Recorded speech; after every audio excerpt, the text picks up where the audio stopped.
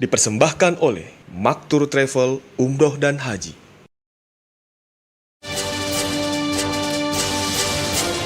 Ya, pemirsa, Amirul Hajj 2026 menilai pelaksanaan tahapan awal ibadah haji berjalan dengan lancar dan sesuai target. Kini fokus utama penyelenggaraan haji terarah pada puncak ibadah haji di Ar-Muzna. Dalam rapat perdana yang dipimpin oleh Wakil Menteri Haji dan Umroh Dahdil Anzar Simanjuntak, Amirul Hajj 2026 menilai pelaksanaan ibadah haji mulai dari embarkasi, pemeriksaan, dan istitohah, kesehatan hingga ketibaan jemaah berjalan lancar dan sesuai target. Apresiasi pun diberikan pada PPIH Arab Saudi yang dinilai bekerja keras dan profesional dalam penyelenggaraan dan pelayanan pada jemaah haji.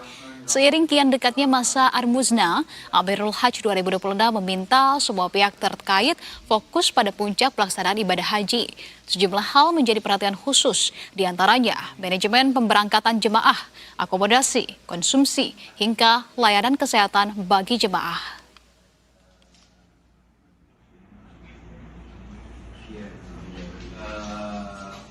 Perdana atau ini sebutlah entry meeting sebelum kemudian haji dan umroh.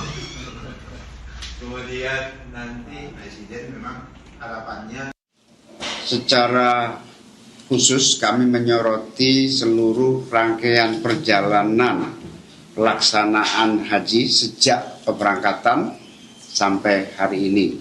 Alhamdulillah bisa kami sampaikan bahwa seluruh pelaksanaan perjalanan haji sampai detik ini semua berjalan dengan baik sesuai dengan perencanaan, sehingga seluruh rangkaiannya berjalan dengan amat sangat baik.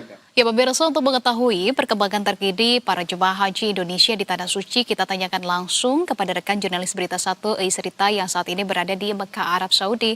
Assalamualaikum Eis. Eis, kemarin kita mendengar ada kabar dari jemaah haji Indonesia yang sempat hilang. Apa perkembangan terbaru terkait dengan jemaah haji yang hilang ini, Eis? Ya, baik. Waalaikumsalam. Selamat siang waktu Mekah, Anissa dan juga pemirsa Berita 1 Televisi. Perkembangan terakhir dapat saya sampaikan bahwa pagi tadi jamaah Indonesia Bapak M. Firdaus Ahlan yang meninggal, yang sebelumnya sempat dinyatakan hilang, telah dimakamkan di pemakaman Syara'i atau Makbaroh Asy-Syara'i pukul 5.020 waktu Arab Saudi. Pemakaman dihadiri oleh istri almarhum yang juga jamaah Indonesia, yaitu Ibu Nafsia, lalu Kepala Seksi Perlindungan Jamaah atau Linjam Bapak Tulus Wibowo, pelaksana Linjam, dan juga beberapa orang dari perwakilan media center haji. Pemakaman dilakukan setelah seluruh proses administrasi dari kepolisian dan KJRI telah dilakukan.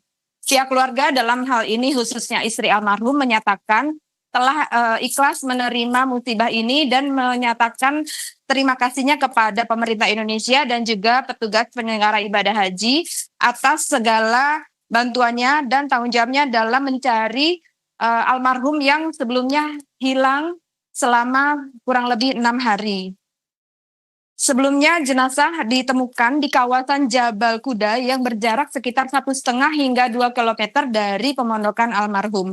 Kondisi jamaah disebutkan dalam masih utuh sehingga mudah dikenali, terutama karena yang almarhum masih menggunakan gelang identitas, sehingga memudahkan proses identifikasi oleh pihak berwenang. Demikian. Baik. Selanjutnya, ya. Baik, silakan. Ya, untuk proses secara umum, proses penyelenggaraan ibadah haji, menurut Menteri Haji dan Umroh, Bapak Gus Irfan Yusuf menyatakan bahwa penyelenggaraan ibadah haji pemerintah Indonesia tahun ini sangat baik dan mendapatkan apresiasi dari pemerintah Arab Saudi. Bahkan dinyatakan bahwa pelaksanaan ibadah haji ini bisa menjadi role model bagi negara-negara lain. Hal ini antara lain indikatornya dari sikap responsif dari pemerintah dan juga PPIH. Selain itu adanya penurunan angka jemaah yang sakit dan juga yang meninggal dunia. Sehingga tidak ditutup kemungkinan bahwa untuk tahun-tahun mendatang Indonesia akan mendapatkan tambahan kuota haji. Demikian Anissa. Baik, jemaah haji yang hilang telah ditemukan dan dalam kondisi meninggal dunia telah dimakamkan. Kemudian juga PPI Arab Saudi saat ini juga sudah mendapatkan begitu ya apresiasi dari pemerintah Arab Saudi juga terkait dengan pelaksanaan dari ibadah haji sampai dengan saat ini menjelang puncak ibadah haji nanti. Terima kasih kalau begitu atas informasi yang sudah Anda sampaikan rekan Eis Rita, jurnalis berita 1 Media Center Haji 2026 atas laporan Anda langsung dari Mekah Arab Saudi. Jaga kesehatan Eis dan keselamatan. Selamat kembali bertugas. Ya pemirsa, menjelang puncak haji di Arafah, Musdalifah, dan juga Mina atau Ar-Muznah, pemerintah Indonesia terus mematangkan persiapan layanan bagi jemaah, termasuk penataan penempatan dan kedisiplinan di tenda Arafah dan Mina. Pemerintah juga mengingatkan pemirsa kelompok bimbingan ibadah haji agar tidak memasang atribut maupun penanda di luar ketentuan resmi. Kementerian Haji dan Umroh bersama dengan PPIH Arab Saudi juga terus memastikan agar penempatan jemaah di Arafah dan Mina berjalan tertib sesuai dengan pengaturan resmi. Kami, maka dari itu, ingin kembali mengingatkan seluruh KBU untuk tidak menempelkan atribut, identitas, spanduk, stiker, tanda, atau tanda pengenal apapun di tenda jemaah baik di Arafah maupun Mina. Tidak boleh ada pihak manapun yang kemudian membuat penanda sendiri di luar pengaturan resmi yang telah ditetapkan oleh Kementerian Haji dan Umroh Republik Indonesia.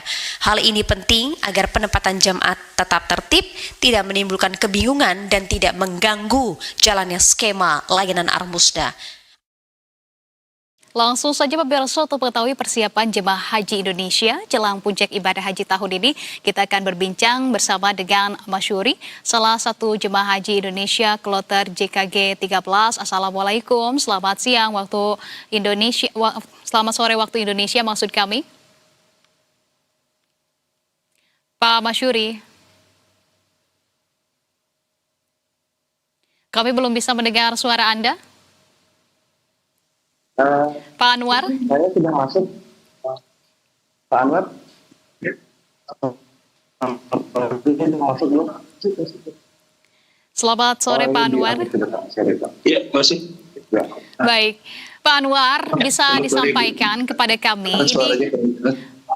Ya, Pak Anwar, ini menjelang puncak ibadah haji begitu bisa disampaikan sebetulnya mungkin yang paling pertama adalah terkait dengan kondisi dari jemaah kloter 13 jelang puncak ibadah haji di Ar-Muznah sampai dengan sore hari ini begitu ya. Kalau untuk waktu Indonesia mungkin siang hari ini di Arab Saudi seperti apa? Apakah kemudian Anda memantau banyak juga jemaah dari kloter 13 Jakarta ini yang mengalami sakit atau sebagainya begitu Pak Anwar?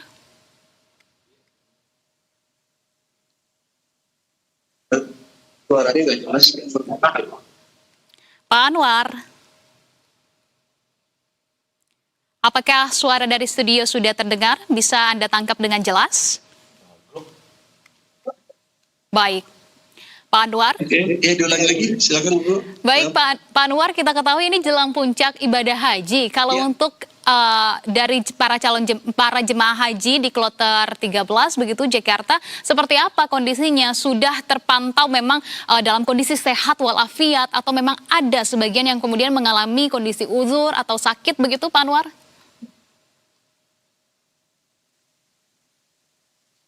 Alhamdulillah untuk di kloter 13 yang berjumlah 393 itu siap semuanya untuk berangkat, tapi memang ada satu tadi jamaah sekarang masih di dalam pemeriksaan dokter gitu. Dan kita memang belum tahu apakah beliau bisa ikut atau mungkin dibadalkan, tapi pada prinsipnya alhamdulillah untuk kloter 13 semuanya sehat walafiat, siap untuk berangkat untuk kegiatan di Ar-Muznah.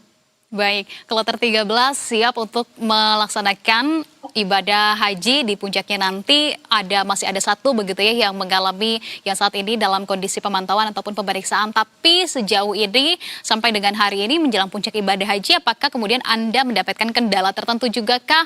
Kalau ada juga apa? Apakah kemudian juga sudah disampaikan kepada petugas dan juga sudah berhasil ditangani kendala-kendala tertentu yang pernah Anda alami, Pak Anwar? Cukup bagus dari pihak PPIH sektor, PPIH data, cukup solid bekerja menangani apa yang terjadi di jamaah. Jadi apapun juga langsung direspon, juga termasuk tunjang dalam penanganan jamaah. Itu bagus yang kami alami dan kami lihat. Iya. Nah, artinya kan Pak Anwar ketika memang itu sudah ditangani, kita juga ketahui begitu ya bahwa PPIH ini juga mendapatkan apresiasi dari pemerintah Arab Saudi. Lantas bagaimana kalau dari jemaah haji sendiri menilai begitu ya, apakah petugas ini juga sudah berupaya optimalkah dalam rangka haji kali ini? Bagaimana tanggapan Anda terkait dengan layanan yang Anda rasakan?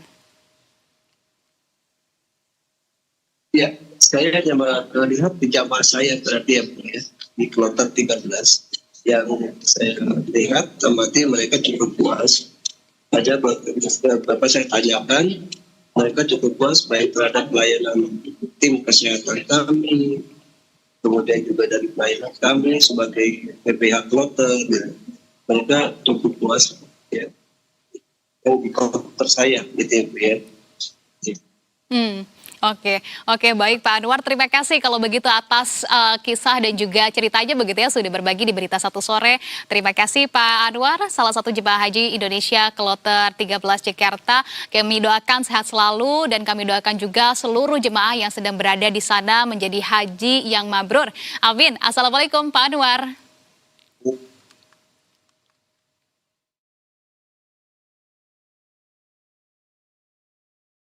Ya, berikutnya pemirsa, menjelang Idul Adha, Presiden Prabowo Subianto membeli 2 ekor sapi kurban berbobot lebih dari 1 ton dari sebuah peternakan di Mojokerto, Jawa Timur. 2 sapi bernama bulldozer dan traktor itu kini menjalani perawatan khusus sebelum dikirim untuk menjadi hewan kurban.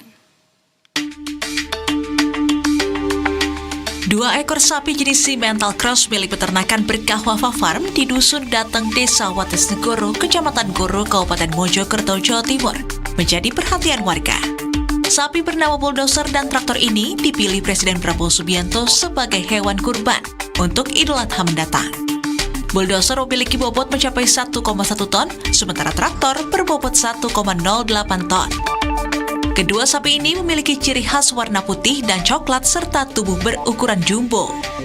Pengelola Berkah Wafa Farm menyebut pihaknya telah menerima konfirmasi pembelian dari dinas terkait. Alhamdulillah sudah dibeli Bapak Prabowo ya untuk sapi di Berkah Wafa Farm ini. Ini adalah bobot 11 sama 180. Satu yang sebelah kiri ini 180. Jenisnya itu Simmental Cross ya. Ini dua-duanya Simmental Cross jenisnya. Sudah ada konfirmasi Mas dari dinas yang datang ke sini. Untuk menjaga kondisi sapi tetap prima, pihak peternakan memberikan perawatan khusus setiap harinya.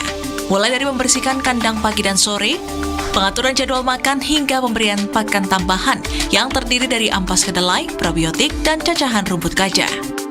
Selain itu, kedua sapi juga rutin dijemur di bawah sinar matahari pagi dan diberi jamu herbal seperti kunyit, jahe, dan temulawak guna menjaga kesehatannya. Tak hanya Presiden Prabowo, Gubernur Jawa Timur Hovifah Indar Parawansa juga membeli seekor sapi jenis Belgian Blue berbobot sekitar 1 ton dari peternakan yang sama. Rencananya sapi kurban milik Presiden Prabowo Subianto dan Gubernur Jawa Timur akan dikirim mendekati hari pelaksanaan Idul Adha. Ahmad Supriyadi, Berita 1, Mojokerto, Jawa Timur. Ya pemirsa, menjelang perayaan Hari Raya Idul Adha tahun 2026, puluhan peserta yang berasal dari berbagai daerah di Jawa Tengah dan Jawa Barat berkumpul di Kabupaten Brebes untuk mengikuti pelatihan sekaligus uji kompetensi juru sembelih halal.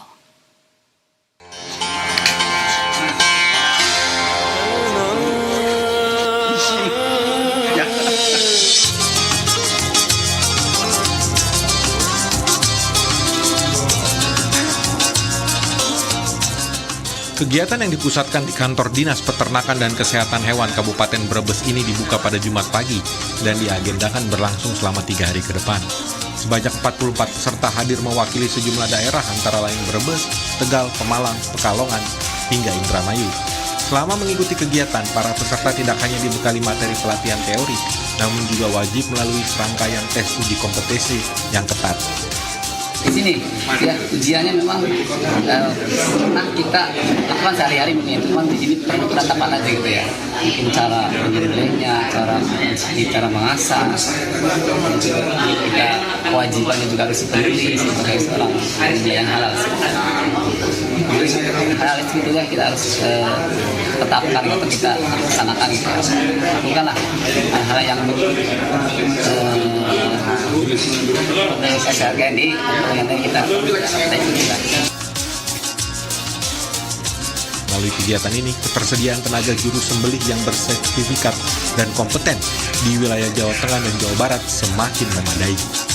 Fikri Hidayatullah, Berita 1.